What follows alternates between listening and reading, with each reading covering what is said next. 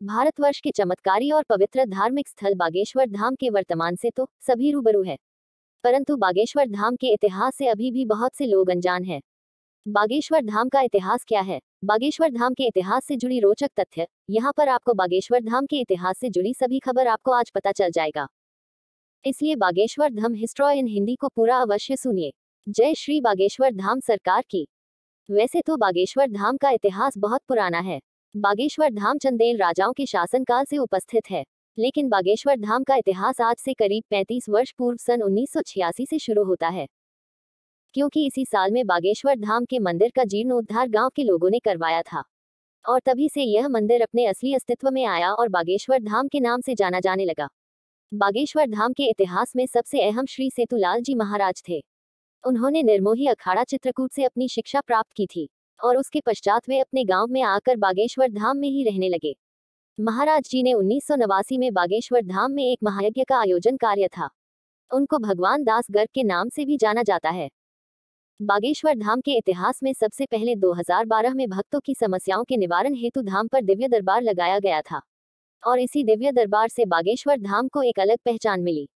लेकिन लोकप्रियता के अभाव में यहाँ पर भक्तों की संख्या बहुत कम थी, परंतु जैसे जैसे बागेश्वर धाम की ख्याति लोगों तक पहुंचने तब 2016 में इस जगह का भूमि पूजन किया गया, और भक्तों की समस्याओं के निवारण हेतु टोकन प्रक्रिया आरंभ हुई थी।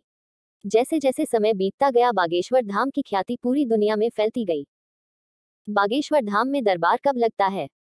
आपने बागेश्वर धाम के दिव्य दरबार की चर्चा तो अवश्य सुनी होगी, लेकिन क्या आप ये जानते हैं कि बागेश्वर धाम में दरबार कब लगता है? जब भी बागेश्वर धाम के महाराज श्री धीरेन्द्र कृष्ण शास्त्री जी धाम पर उपस्थित रहते हैं, तब हर मंगल और शनिवार को दिव्य दरबार लगाया जाता है। जब भी महाराज किसी दूसरे शहरों में कथा करने हेतु जाते हैं, तो वहां पर भी धीरेन्द्र कृष्ण शास्त्री जी कथा के बाद दरबार लगाते हैं। इस तरह से बागेश्वर धाम का दरबार हमेशा लगता रहता है। अगर महाराज जी धाम पर उपस्थित है, तो वहीं पर दरबार लगता है।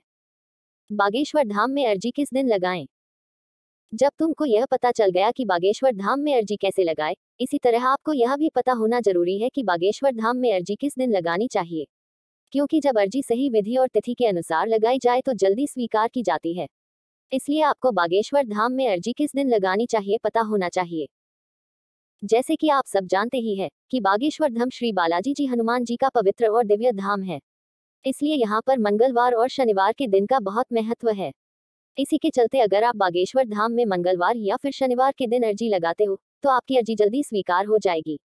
इसलिए आपको मंगलवार और बागेश्वर धाम में अर्जी की महिमा क्या है? श्री बालाजी बागेश्वर धाम में अर्जी लगाने की एक अलग ही महिमा है। रोजाना हजारों श्रद्धालु अर्जी लेकर धाम पर आते हैं और उनकी सभी मनोकामनाएं पूरी होती है। भक्तों की अर्जी महाराज धीरेन्द्र कृष्ण शास्त्री जी पढ़ते हैं और उसका समाधान एक पर्ची में लिख देते हैं।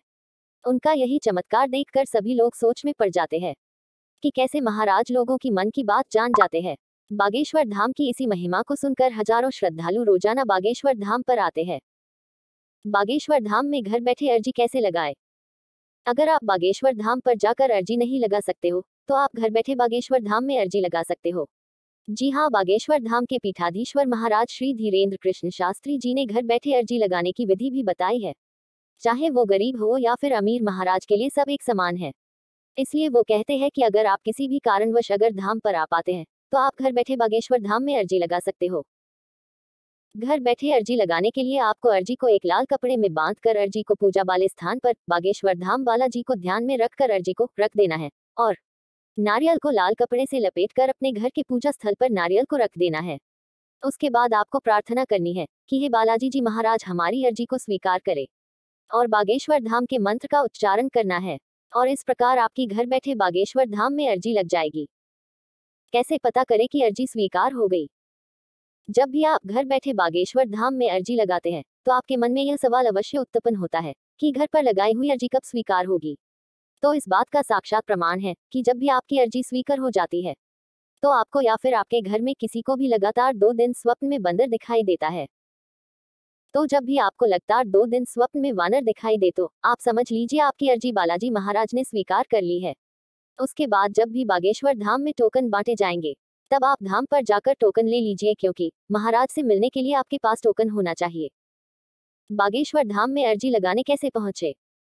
रोजाना हजारों लाखों श्रद्धालु बागेश्वर धाम में अर्जी आजी लगाने के लिए जाते हैं। बहुत से लोगों को बागेश्वर धाम आने का रास्ता नहीं पता है और उन्हें बागेश्वर धाम पहुंचने में परेशानी होती है। इसलिए हम आपको कुछ बड़े बड़े शहरों से बागेश्वर धाम की दूरी और कैसे पहुंचे के बारे में बताएंगे। दिल्ली से बागेश्वर धाम की दूरी। दिल्ली से बागेश्वर धाम कैसे पहुंचे? दिल्ली से बागेश्वर धाम की दूरी 676 किलोमीटर के करीब है और आपको दिल्ली से बागेश्वर धाम तक पहुंचने में 10 से 12 घंटे तक का समय लग सकता है। दिल्ली से बागेश्वर धाम जाने के लिए आपको बस, ट्रेन और हवाई जहाज मिल जाएगी।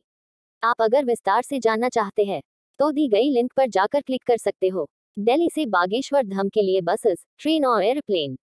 झांसी से बागेश्वर धाम की दूरी। झांसी से बागेश्वर धाम कैसे पहुंचे? झांसी से बागेश्वर धाम की दूरी 170 किलोमीटर के करीबन है और आपको झांसी से बागेश्वर धाम पहुंचने में 3 से 5 घंटे का समय लग सकता है। झांसी से बागेश्वर धाम पहुंचने के लिए आपको बस, ट्रेन और हवाई जहाज मिल जाएगी। ये इन्फॉर्मेशन आपको कैसे लगी प्लीज कमेंट में बताएं और channel like, subscribe and share करें। Have a nice day friends.